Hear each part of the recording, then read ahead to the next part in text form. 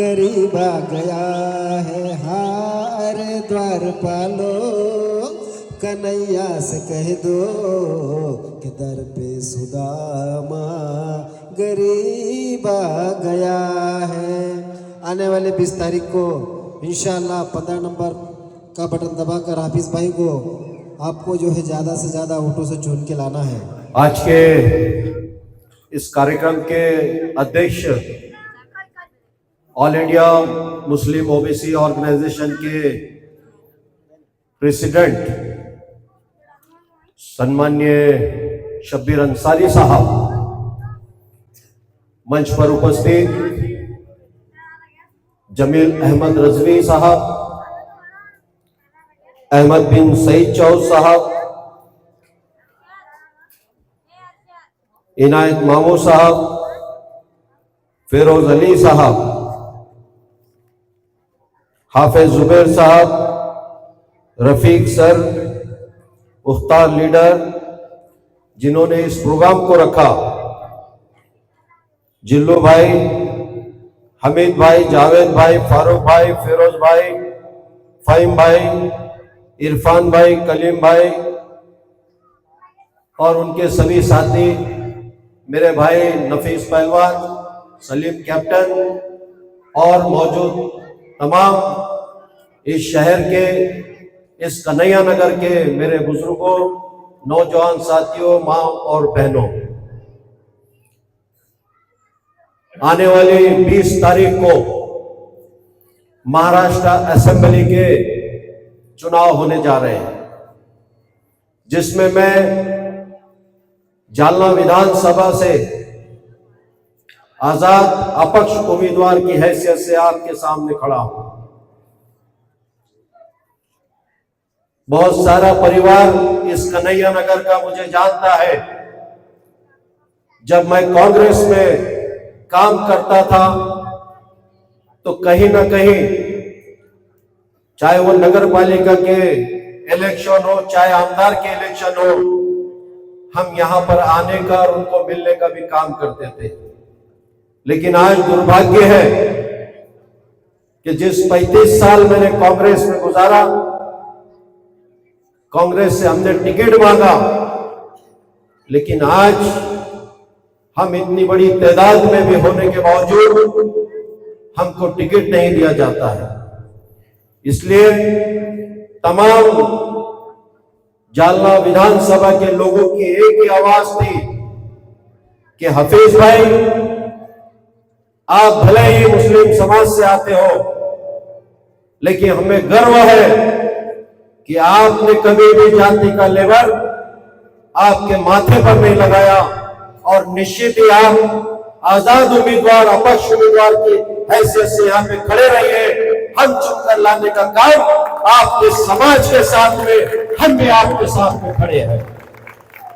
आज देखिए कि 30 और 35 साल का वनवास इस जालना शहर में और इस मतदार संघ ने झेला है। हम बात करेंगे आजी और माजी की, तो 35 साल से आप उनको वोट देने का काम कर रहे हैं और 35 साल आपसे उन्होंने वोट लेकर इस शहर को क्या किया है, तो इस शहर की अवस्था को खराब करने का काम ये दोनों ने भी, आजी और माजी ने किया है। हमें शर्म आती है ऐसे शहर में जहां पर 15-15 दिन लोगों को पीने के लिए पानी नहीं मिलता है। ये तो बड़े बड़े कॉलोनीज की बात कर रहा हूं, आप ये स्लम एरिया है। हमारी मां बहनें, मैं खुद उसका साक्षी हूं कि कहां कहां से पानी लेकर आना पड़ता है। आज हमारे इस कन्हैया नगर में ऐसे कितने प्रॉब्लम्स है, हमारी मां बहनें रोज वो प्रॉब्लम को सहन कर कर चल रही है।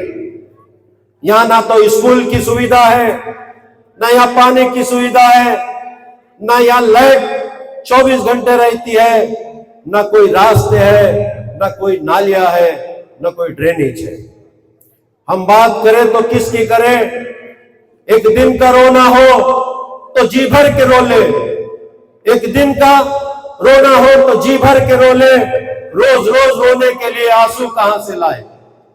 इस तरह की अवस्था इस मतदार संघ में मेरे भाइयों और बहनों हो चुकी है।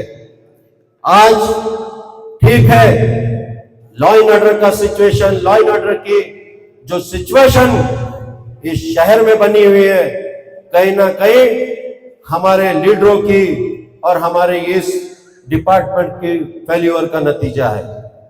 हम चाहते हैं कि ये शहर अमन का शहर रहे। यहाँ हिंदू, मुस्लिम, सिख, ईसाई आपस में है, भाई भाई, इस तरह का नारा जो हम बचपन में सुनते वो आज आने वाले दिनों में हमको परिवर्तन लाकर फिर इस तरह की आवाज इस शहर में और इस मतदार संघ में गूंजने का काम हमें और आपको मिलकर करना है। जाति और जाति में तेढ़ निर्माण करके, वोट की राजनीति का काम करके किसी का भला नहीं हुआ है। देखिए कि जब परिस्थिति आती है, कहीं फसाद होता है, कहीं दंगा होता है, तो मैंने आज तक नहीं देखा कि किसी लीडर का या किसी बड़े घर का आदमी वहां पर मरता है या उसको चोट लगती है। वो लगती है तो सिर्फ एक गरीब के घर के, चाहे वो कोई भी समाज का हो। आज समाज के नाम पर, जाति के नाम पर तरह तरह की बातें इस शहर में की जा रही है। हमको ये देखना होगा कि कोई भी धर्म हिंसा नहीं सिखाता। हम अहिंसा के पुजारी है। महात्मा गांधी के सिद्धांतों पे चलने वाला ये मुल्क है। डॉक्टर बाबा साहेब भीमराव अंबेडकर के संविधान से चलने वाला ये मुल्क है। हमें फिर भी आज जो फिरका परस्ती पार्टियां नजर आती है कि कहीं ना कहीं समाज को समाज से बिगाड़ने का काम करती है, तो आने वाले दिनों में हमको उसको रोकने का काम आपके वोट के माध्यम से, अगर आपने मुझे आमदार बनाया तो मैं निश्चित आपको गवाही देता हूं कि इस शहर का 5 साल में जो बैकलॉग ये 35 साल से जो नहीं किया गया है, मैं आपको गवाही देता हूं कि आने वाले 5 साल में हम ये जितने भी प्रॉब्लम्स है हम उसको दूर करने का काम करेंगे। महाराष्ट्र में आज हमारे शब्बीर अंसारी साहब ने बताया कि अब ना महाविकास आघाड़ी और ना महायुति, अब ये दोनों को भी बाजू में रखकर बहुत बड़े पैमाने पर आजाद अपक्ष उम्मीदवार महाराष्ट्र की एक तारीख लिखने जा रहे हैं और उसमें जालना विधानसभा एक आप में से है। आपके भरोसे पे, आपके दुआओं पे, आपके आशीर्वाद से आप मुझे 20 तारीख को जो मेरा निशान है, पेन, ये कलम की जो नोट है, जो मेरा बैलेट पेपर का मशीन है 15 नंबर पे, आप उस बटन को दबाइए और भारी अक्षर से मुझे कामयाब करके मुझे विधानसभा में काम करने का अवसर दीजिए। मेरे भाइयों और बहनों, सारे डिग्निटीज ने यहां पर, सारे प्रमुख अतिथियों ने आपके सामने अपनी बात रखी है। ये शहर व्यापारियों का शहर है, लेकिन जिस तरह से इस शहर की अवस्था खराब हो चुकी है, देखिए कि मराठवाड़ा में बाजार पेट कहीं पर गिना जाता था तो जालना शहर का बाजार पेट गिना जाता था, लेकिन आज उस बाजार पेट को नजर लग चुकी है और ये बाजार पेट कहीं ना कहीं धीरे धीरे खत्म करने का काम कहीं ना कहीं कुछ लोग कर रहे हैं। इससे भी हमको सावधान रहना पड़ेगा। आज हमारी मां बहनों पर जो जुल्म और ज्यादती, हम खास तौर पर यह बताना चाहते हैं कि जो लॉ एंड ऑर्डर को हाथ में लेगा उसके साथ में कानूनी कार्रवाई होना चाहिए, लेकिन बेकसूर नौजवानों को, बेकसूर मां बहनों को क्या इनका जुर्म है जो 15-15, 20-20 दिन, महीने अपने घरों से बाहर इनको जाना पड़ा? कोई बोलने वाला है? आपका वक्त आता है 4.5 साल आपको ये पूछते नहीं, लेकिन जब इलेक्शन आते हैं तो तो 3 महीने आपके कंधे पे हाथ रख दिया जाता है, सलमान भाई आप तो हमारे दोस्त हैं, अरे भाई आपको क्या हो गया है, हम आपके मित्र हैं। लेकिन 4.5 साल ये सलमान की उन्हें याद नहीं आती है।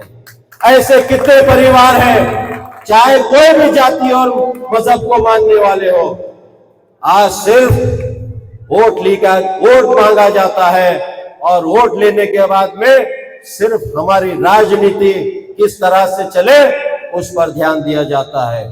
बड़े बड़े कॉलोनीज का आप डेवलपमेंट करते हैं, लेकिन हमारा बसने वाला, चाहे वो कन्हैया नगर हो, चाहे संजय नगर हो, चाहे रामनगर हो, चाहे और भी बस्तियां हो, क्यों आप इसके तरफ जो है तो निगाहें नहीं डालते कि यहाँ पे क्या प्रॉब्लम्स है। यहाँ कोई इंसान नहीं है, सारे मानवता, सारी इंसानियत ये की है, और इस तरह से आप जो है तो भेदभाव करते हैं। हम तो ये समझते हैं कि सारे मानवता एक ही संतान की औलाद है, चाहे हम उसको अलग अलग नाम से पुकारते हो। लेकिन ये बंटवारा, ये आपके बीच में दरारें सिर्फ राजनेताओं ने लाकर खड़े हैं। मैं भले ही राजनीति से मेरा संबंध होगा, लेकिन मैं कभी राजनेता बोलकर यहाँ पे काम नहीं किया। मैं इस आत्मा से काम करता हूँ। मुझे समझ में आता है कि गरीब की समस्या क्या है, एक मजदूर की समस्या क्या है, एक काम करने वाले की समस्या क्या है, एक भीड़ भट्टी पे काम करने वाले की समस्या क्या है, एक पान पटरी पे काम करने वाले की समस्या क्या है, एक ऑटो रिक्शा चलाने वाले की समस्या क्या है। सारे लोगों की समस्या हम जानते हैं, क्योंकि हम भी कहीं ना कहीं ऐसे परिवार से आते हैं कि जहां से हमने भी 2-2 किलोमीटर दूर से पानी लाने का काम अब्दुल हफीज ने अपने परिवार के लिए किया है। मैं पानी बेच से मेरे सर पर भूसा डालकर मेरे कदीम जानने के घर पर लेके जाने वाला ये कोई तो समाज नहीं, बल्कि आपका भाई अब्दुल हफीज है। मैं मेरे पास को नहीं भूलता हूँ। मैं कब्रिस्तान में सोया हुआ आदमी हूँ, मैं बॉम्बे के फुटपाथ पर सोया हुआ आदमी हूँ। मैं जानता हूँ कि गरीबी क्या होती है और गरीबी किसको कहते हैं। लेकिन आज गरीबों को जो लॉलीपॉप देने का काम आप 5 साल में करते हैं, कहीं ना कहीं हमें आज सोचने की जरूरत है। 5 साल ये आपको सिर्फ वोट लेते हैं और आप 1000, 500, 200 रुपए में अपना वोट बेचकर अपनी जमीन की आवाज को बेच देते हैं। ऐसे कितने लोग हैं जो यहाँ पर नेता कहते हैं कि हम इनको खरीद लेंगे। कोई कहता है कि बिरयानी के एक प्लेट में हमारा समाज बिक जाता है। शर्म की बात है ये कि जिस समाज में हम रहते हैं उस समाज में, अरे आज उठ खड़े हो, हम 100-200 रुपए चाय और गुटखे में हमारे डाल देते हैं, लेकिन इलेक्शन आता है तो पैसे लेकर वोट देने का काम कहीं ना कहीं हमारे समाज में जो ये इसकी क्यों लगी है उसको भी निकाल फेंक काम करने की हमें जरूरत है। मैंने 2011 में एक प्रोग्राम लिया था और उसमें कहा था कि आप 200, 500, 1000 रुपए में अगर आपका मतदान, चाहे वो नगर सेवक हो, चाहे आमदार हो, चाहे खासदार हो, अगर उसको दे देते हैं तो 5 साल आपका कोई अधिकार नहीं रहता है। आप आपके वोट को समझिए, आपके वोट की ताकत को समझिए। अगर आप अब्दुल हफीज को वोट देते हैं तो आप अब्दुल हफीज का गला पकड़ने की हिम्मत रख सकते हैं कि आपने वादा किए थे कि मैं ये करके दिखाऊंगा, तो फिर क्यों नहीं हुआ। ये आपने अब्दुल हफीज का और पूरे समाज का, पूरे नेताओं का गला पकड़ने का काम करना चाहिए। क्यों नहीं होता है ये, क्यों होता नहीं है? क्यों कि कहीं ना कहीं वो 2 और 500 और 1000 रुपए की ताकत हमें उससे कमजोर कर देती है। आने वाले दिनों में आपको इनके जो भूल थापा है उससे इसके फेंकावे में मत आइए। ये आपके पास आएंगे, आज प्रोग्राम हो रहा है, कल ये आपके पास में आएंगे कि ये वोट को खराब कर रहे हैं, ये चुन के नहीं आते हैं। मैं इस मतदार संघ के नौजवानों, माओ बहनों से गुजारिश करता हूं कि आपकी दुआओं से, आपके आशीर्वाद से मैं इस मतदार संघ का, जो आप मुझे 20 तारीख को वोट देने वाले हैं, आपके आशीर्वाद से मैं इस मतदार संघ का आमदार बनने जा रहा हूं। अब इसमें कोई दो मत नहीं है। मुझे आप 20 तारीख को वोट दीजिए, मैं 23 तारीख को जब इस मतदार संघ का आमदार बन जाऊंगा तो निश्चित ही मैंने जो वादे आपसे किए हैं, क्योंकि मैं जानता हूं कि इंसानियत क्या होती है, मानुष की क्या होती है। ये बड़े बड़े महलों में रहने वाले ये मानुष की और इंसानियत क्या समझेंगे। मुझे गरीबों का दर्द मालूम है, क्योंकि मैंने गरीबी देखी है। मुझे मालूम है कि मेरा बच्चा जो आज तालीम ले रहा है उसको पढ़ने के लिए किताबें नहीं मिलती, मुझे उसकी जानकारी है, उसकी मैंने सारी चीजें देखी है। मुझे मालूम है कि मेरी एक बच्ची है, मैं उसको एजुकेशन दिलाना चाहता हूं, लेकिन उस बाप के और उसके माँ के पास उतने पैसे नहीं है कि वो एजुकेशन दिला सके। हमारे पास डेवलपमेंट के नाम पर बात नहीं होती, एजुकेशन के नाम पर बात नहीं होती, ना कुछ बात होती है तो सिर्फ फिरका परस्ती की बात होती है। आने वाले दिनों में इस फिरका परस्ती का जो कलंक इस मतदार संघ में और इस शालना में लग चुका है, उसको मिटाने का काम आपके और हमारे जरिए आने वाले 2 दिनों में करना है। आपने बहुत अच्छी सभा का आयोजन किया है, मैं आपको दिल से मुबारकबाद देता हूं। और यहां पर मेरे दोस्त जो मेरे साथ में पत्रकार संगठन में काम करते हैं, अभय कुमार यादव, मैं 16 साल पत्रकार संगठन का नेतृत्व किया है। आपकी समस्या यहाँ पर अभी उनके पिताजी का नाम हमारे शब्बीर अंसारी साहब ने लिया है, बलीराम यादव जी का। ये कन्हैया नगर यहां पर आज भी पीआर कार्ड नहीं है। पीआर कार्ड किसी के पास इस घरों की प्रॉपर्टी के पीआर कार्ड है? ये पीआर कार्ड क्यों नहीं दिए जाते हैं? ये पीआर कार्ड भी दिलाने का काम आने वाले दिनों में अब्दुल हफीज के माध्यम से किया जाने वाला है। आपकी जो भी समस्या है मैं जानता हूं, मैं भावनिक प्रश्नों को जानता हूं, मैं क्योंकि भावना में बहने वाला आदमी हूं, मैं राजकारणी नहीं हूं, इसलिए मैं खड़ा हूं कि आपके दुख और दर्द को समझ सकता हूं। आपने इतना बड़ा कार्यक्रम लिया और आज ये बता दिया कि अब्दुल हफीज के साथ आप हैं। इंशाल्लाह आज के बाद मैं आपके कंधे से कंधा लगा के आने वाले दिनों में खड़े रहने का भी काम करूंगा। आपने मुझे बुलाया, मेरा सम्मान किया, मेरा स्वागत किया, मैं आपका दिल की गहराई से आभार व्यक्त करता हूं और यही रुकता हूं। धन्यवाद। जय हिंद, जय महाराष्ट्र।